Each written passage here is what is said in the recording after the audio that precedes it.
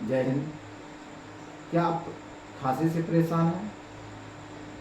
आप किसी भी प्रकार की खांसी से यदि परेशान हैं, जैसे सूखी खांसी हो या बलगम खांसी हो या कुकर खांसी हो, whooping कफ हो, यानी किसी भी प्रकार की खांसी से परेशान हैं, चाहे आप किसी भी एज के हो, चाहे बच्चे, बूढ़े या जवान, कोई भी हो, उसके लिए मैं आपका किसी सभी प्रकार की खांसियों के समाधान के लिए हम एक होम्योपैथिक ड्रॉप लेकर आए हैं, जो बहुत ही फायदेमंद और बहुत ही कम कीमत इसकी है। यह ड्रॉप जो है वह है होम्यो कफ सिरप।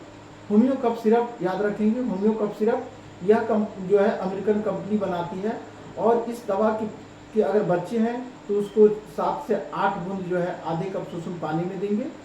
3 से 4 घंटे पर अगर इसको अंतराल पर देते हैं तो इसका बहुत अच्छा रिजल्ट आता है।